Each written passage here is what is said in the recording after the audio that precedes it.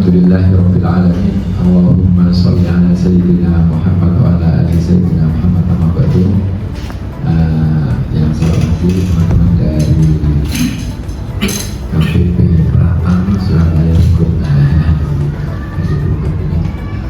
semuanya, saya hormati serta anakku semuanya yang Bapak cintai dan Bapak banggakan. Alhamdulillah pagi ini kita bisa menerima atau akan menerima ilmu yang baru, dan mungkin di kelas itu hanya sepotong-sepotong. Nanti saat ini kalian akan menerima ilmu ini akan lebih luas.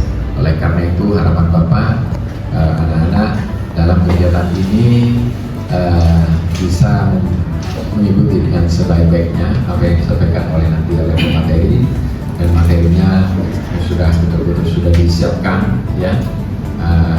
Namun sebelumnya saya mohon maaf pada Bapak dan Ibu tim dari KPP Pratama Surabaya Rungkut. Jadi kami Pak di sini tes di Guntur itu rutin dari DJP dari Pondok Pusat. Semua satker itu di mana-mana seluruh Indonesia mengadakan seperti ini, itu sudah menjadi kurikulum. Harapannya adik-adik dari generasi emas ini udah dapat tentang pajak itu. Jadi suatu saat diharapkan kalau udah menjadi pengusaha entrepreneur itu nanti selama ini hanya penikmat, jadi bisa jadi kontribusi buat negara. Nggak usah takut, pajak itu nggak akan menarik kepada yang tidak punya kemampuan bayar Pak. Jadi semua yang ada kemampuan di luar di atas PTKP-nya itu baru akan kena. Tapi di sini kita lebih ke arah manfaat pajak dan sebagainya itu mungkin akan bukan secara teknis Pak. Nanti mungkin bisa langsung ke kantor atau nanti bisa tanya pada tim penyuluh terkait apa yang Bapak alami tadi. Itu biasa Pak, kita sering bersurat cinta, jangan khawatir kalau kita nggak ada apa-apa ngapain takut gitu kan. Jadi kita udah benar ngapain risih gitu, insya Allah seperti itu. Jadi mungkin sekali lagi kami mengucapkan terima kasih, mudah-mudahan adik-adik ingatkan nuntut ilmu ya, apapun ya, seperti apapun nanti pasti ketemu deh, jalan-jalan loh ketemu sama mbak-mbak di pajak ini kan. Jadi mungkin bisa di ini kita ngapain sih kalau kita pergi ke sekolah? Sebenarnya kita menjelaskan ya pajak secara sederhana biar tidak disalahpahami oleh teman-teman semua. Karena kan biasanya kalau ada rancu antara pajak daerah dan pajak pusat, misalkan kalau kita bayar STNK itu masuk pajak pusat atau pajak daerah? Nah ya, PBB pusat atau daerah? Salah, begitu daerah. Jadi makanya untuk nilai tanah bangunannya itu bisa beda-beda di daerah kan, karena ya pemasukannya masuk ke daerah. Kalau misalkan pajak restoran lagi, kalau restoran itu pajak daerah masih sama. Jadi kalau misalnya nemu struk yang ada tulisannya PPN ketika misalnya makan di Hoben atau makan di restoran itu sebenarnya bukan PPN teman-teman, itu adalah pajak daerah atau biasanya singkat PB ya. Ya, harusnya seperti tadi kan ada orang template stroke ya sudah lah seperti itu, tapi sebenarnya itu masuk pajak daerah seperti itu. Nah, sedangkan pajak pusat itu adalah yang pajak atas penghasilan dan PPN. Wes itu untuk gue aja. Pajak penghasilan itu kayak misalkan bapak ibu teman-teman mungkin yang bekerja sebagai karyawan itu kan dapat gaji ya, tapi biasanya sudah dipotong pajak seperti itu. Jadi kalau misalkan bapak ibu teman-teman ini atau nanti ya teman-teman yang bekerja nanti itu dapat slip gaji. Nah, biasanya slip gaji itu yang dengan terima nantinya sudah dipotong BPH gitu. Nah, tapi kita nggak akan membahas yang detail-detail kita yang lebih yang gampang aja. Apa sih sebenarnya pajak itu? Nah, tapi sebelumnya teman-teman nikah di bulan berapa rata-rata? 2010 ya Pak ya? Oh, akselerasi 2009 akhir. Ada yang 2010? Ya Allah, nomor sekali, mohon maaf, saya sama lulus misalnya. Jadi teman-teman, kita hitung sama-sama kalau misalkan di tahun 2045 jadi kan usia berapa? 30 3 bulan ya, 3 misalnya. Nah biasanya teman-teman kalau usia 30-an itu biasanya sudah bekerja dan berumah tangga ya, kita pakai yang umum seperti itu. Nah itu berarti teman-teman di usia yang sangat produktif. Walaupun sebenarnya ada ungkapan life begin at 40, tapi ya kan ada kata begin at 40. Jadi sebenarnya kalau usia 35 itu yang sudah dalam kondisi secara finansial jadi kan sudah mapan. secara keilmuan sudah cukup banyak pengalaman bekerja, betul? Yang harus graduate kan 20 saya, gitu kan. Bingung mau ngapain, tapi kalau sudah biasanya 30 sudah aman. Dan secara tenaga juga lagi full-fullnya. Maksudnya kan kalau usia 20 mungkin uang sedikit, waktu lumayan, kesehatan lumayan. Nah ketika di umur 30 itu biasanya adalah kondisi yang sangat prima. Finansial sudah lebih stabil, insya Allah semoga, ya. Terus kemudian tenaga juga mungkin lebih terbatas daripada ketika umur 20, karena kalau dengan tidak berolahraga dan makan teratur mungkin akan ini ya berpengaruh, dan secara emosional, secara pengetahuan itu lebih matang, karena kan sekolah terbaik adalah pengalaman. Jadi teman-teman, di tahun 2045 kita punya rencana yang agak mega proyek. Ternyata gitu ya. Nah ini, mungkin mesti sering dengar itu Indonesia Emas 2045. Nah ini memang cita-cita yang sangat besar ya, karena kita punya bonus demografi. Oh, bonus demografi, jadi ada tambahan generasi muda yang sangat banyak di awal-awal tahun 2015-10-an ke atas, seperti itu. Ditambah juga ada banyak bayi COVID ya, karena kan banyak yang nganggur, jadi melakukan hal-hal yang lain. Nah, ini Indonesia Emas ini tercapai ketika usia kalian harapannya di 30 something ya. Jadi itulah teman-teman, kalau teman-teman di sini itu masih muda, tenaga masih banyak, kesehatan masih oke, waktu juga banyak. Jadi teman-teman kalau bisa mumpung sekolah, silakan ditentukan cita-citanya dari sekarang. Cita-cita itu nggak harus profesi ya, tapi kayak visi misi kehidupan. Nah ini tuh sangat penting menurut saya begitu teman-teman. Mungkin kan kayak ya wes lah aku sekolah, aku pengen seneng-seneng, nggak usah kayak gitu-gitu ya, apa tadi. Yang penting dengan ada waktu untuk merefleksikan diri, apa cita-citanya, apa yang ingin dibawa ke kehidupan selanjutnya, seperti itu. Ini mungkin agak ini ya, karena materinya sebenarnya tidak banyak, jadi saya mungkin akan lebih berbagi kehidupan, perjalanan kehidupan. Walaupun saya berbeda di generasi, tapi fase kehidupannya sama ya. Di saya dulu HP itu paling hanya HP yang biasa aja lah ya.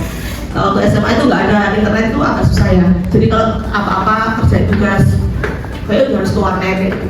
Tapi sekarang teman-teman kan sangat mudah ya, informasi mudah didapat, materi mudah didapat. Tapi itulah justru sebenarnya kembarannya teman-teman juga.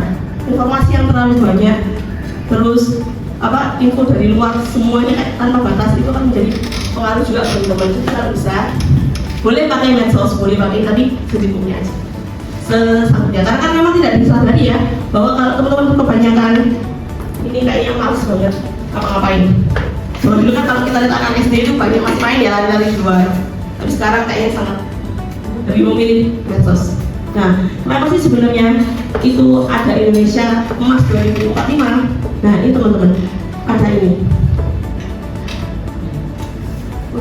Sorry. Nah, jadi harapannya itu adalah kita punya penduduk yang sangat banyak, apalagi di usia produktif pada tahun 2045. Dibandingkan dengan sekarang, teman-teman, kira-kira negara mana yang anak mudanya nggak mau menikah banyak? Selain Jepang, Korea, apalagi Cina, jadi banyak Indonesia Timur ya. Jadi memang mereka itu negara itu sangat maju, tapi anak mudanya MLZ untuk R4B1 kan, malas rapi, malas menikah. Jadi mereka secara umur produktif di tahun 2045 bisa jadi mereka sedikit sekali orangnya. Bahkan kalau di Jepang itu kan usia lanjutnya itu banyak ya. Jadi itu kalau mau mencari tenaga kerja itu agak susah, karena yang muda malas menikah, ataupun kalau menikah pun mau child free toh. Nah seperti itu. Jadi menurut saya di Indonesia ini harapannya adalah usia penduduknya produktifnya tahun 2045 itu banyak, seperti itu. Tapi harus syaratnya apa? Jadi Indonesia Emas itu yang ini teman-teman. Oh nggak boleh dipecat, sorry. Infrastruktur yang memadai, jadi cekat jalan, terus jembatan, itu yang penting yaitu memadai. Jadi kayak terhubung atau konektivitas antar kota, antar wilayah itu gampang. Kemudian SDM-nya berkualitas tinggi. Jadi saya yakin teman-teman akan menuju ke sana ya, karena teman-teman ini sebenarnya adalah sudah sangat terpilih dengan sekolah di MAN ini. Betul nggak? Yakin aja pokoknya kan? Yang penting yakin. Jadi teman-teman, karena masuk negeri sekarang itu memang agak gampang susah, selain karena faktor luck dari domisili, tapi kan kalau nggak bisa lewat domisili kan harus pakai cara lain, pakai yang misalkan prestasi atau apa. Jadi teman-teman ini sebenarnya sangat terpilih. Karena di Surabaya itu ada berapa? Ayo 1 ya, mantap. Berarti kan sudah sangat terpilih seperti itu. Kemudian yang ketiga ini ada adaptasi teknologi. Teman-teman saya yakin semua itu punya HP kan? Punya medsos, punya akun Instagram. Ada yang punya akun TikTok? Ada nggak? Kira-kira? Oh, punya semua berarti. Dipakai secara aktif atau pasif? Pasif. Buat apa? Nonton. Oh, scroll ya. Sering-sering ya. Karena TikTok itu katanya apa? Brain rot. Jadi kalau terlalu banyak video pendek itu kayak kemampuan teman-teman membaca itu lebih turun. Karena biasanya pengen yang pendek-pendekannya. Oke, selain itu juga kebijakan ekonomi yang mungkin sekarang mungkin agak aneh. Tapi ya bagaimana lagi seperti itu. Yang ini pembangunan daerah ini. Jadi biar merata ya teman-teman. Karena kan beda loh. Saya orang Sidoarjo, nyel dari lahir sampai saya kuliah, sampai SMA dong. Nah, saya SMA kan kuliahnya di suatu tempat yang agak jauh. Kemudian saya balik ke Sidoarjo, yo tetap. Jadi kan memang ada ketimpangan ya. Maka yang jejer aja kayak Sidoarjo itu beda. Teman-teman, tugas teman-teman adalah sederhana saja, tapi nggak sederhana amat, yaitu ini tadi ya, yang bagian SDM yang berkualitas. Nah, kalau perlu banyak ya ini gizi yang baik tentu, tapi kalau MBG saya no comment. Gitu deh aja. Karena sebenarnya kalau menurut saya dan banyak ahli itu bahwa gizi yang baik itu dimulai sebenarnya dari teman-teman sebelum menikah, jauh sebelum punya anak, jauh sebelum balita, jauh sebelum dengan masa pertumbuhan. Nah, sebenarnya gizi yang baik itu dimulai dari sekarang. Betul kan? Teman-teman, sekarang yang suka minum boba siapa? Sebelah. Nah, jadi teman-teman, kalau bisa makan itu gizi tetap seimbang ya. Boleh teman-teman makan yang manis-manis, tapi dalam apa cuma rekreasional, betul. Sebelah aja enak sih, tapi kan ya, apalagi yang perempuan ya. Sekarang kan banyak. Teman-teman mungkin ada video di TikTok yang mbak-mbak gacuan, gaya kan? Nah, mbak gacuan itu kan perutnya gendut. Saya kira ya saya kan jorek hamil, ternyata ada kisah. Ya seperti memang karena makan tepung-tepungan berlebihan yang goreng, ditambah pedas kalau micin, minumnya es teh, sing apa siapa? Teh jumbo kayak itu. Jadi teman-teman menjaga diri dari sekarang itu malah lebih urgent. Kenapa seperti itu? Karena ini akan berpengaruh ke perkembangan dan pertumbuhan janin semuanya ketika sampai usia tertentu. Karena sekarang itu banyak anak-anak SMA yang datang ke SPOG bukan karena MBA ya, tapi karena ada permasalahan dengan hamil seperti itu.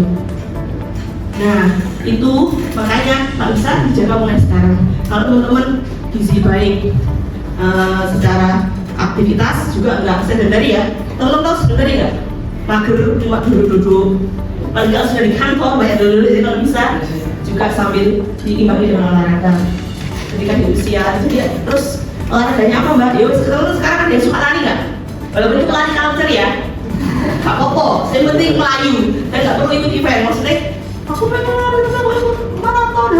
Iya nggak apa-apa. Tapi kalau misalkan secara kemampuan belum ada untuk ikut banyak event, monggo bisa ya wis lari diajak temen-temennya kemana. Terus stadion biasanya lapangan boleh, lapangan poni boleh, nah atau di simply di dekat rumah juga boleh. Jadi jaga kesehatan ya teman-teman ya. Nah kemudian yang selain gizi yang baik, ini aja belajar itu nggak cuma pelajaran ke ini ya yang IPA, IPS, matematika, agama, banyak yang bisa dipelajari selain pelajaran formal. Belajar keterampilan hidup, masak. Gak perlu laki-laki perempuan kabeh, semua kalau bisa minum ceplok telur, masak mie, masak nasi. Ayo boleh, nasi goreng. Ya nasi goreng juga boleh. Nah semua itu bisa tercapai kalau ini win. Nah ya selain tadi teman pendidikan berkualitas, ya insya Allah semuanya. Dan yang jangan lupa dari semua usaha teman-teman itu harus ada hormat ke orang tua. Jadi maaf ya yang JT atau yang ini maksudnya buat seperti itu ya. Ya, jadi teman-teman apapun yang terjadi di kehidupan ini, kalau bisa semuanya dalam izin orang tua. Jadi jangan ucul-ucul tanpa lapor ke orang tua. Karena orang tua yang mencari gitu.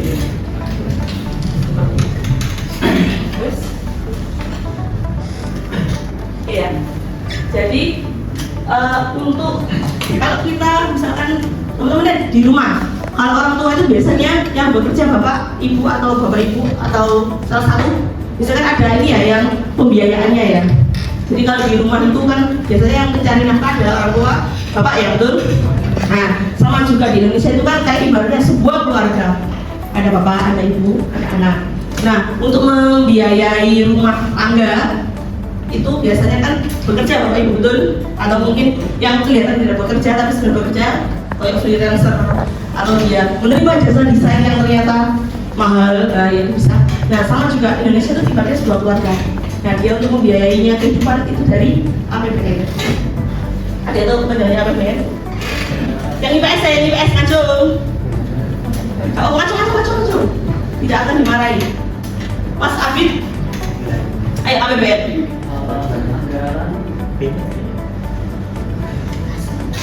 Ya, itu lagi. Apa kok Pak? Ayo, anggaran bertanggung. Itu, terima kasih untuk Mas Abid. Tangan.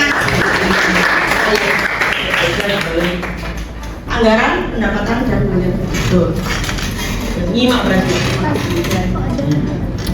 Nah, APBN itu adalah jadi setiap tahun itu negara itu akan membuat APBN. Jadi apa aja pendapatannya biro, belanja biro kira-kira seperti itu.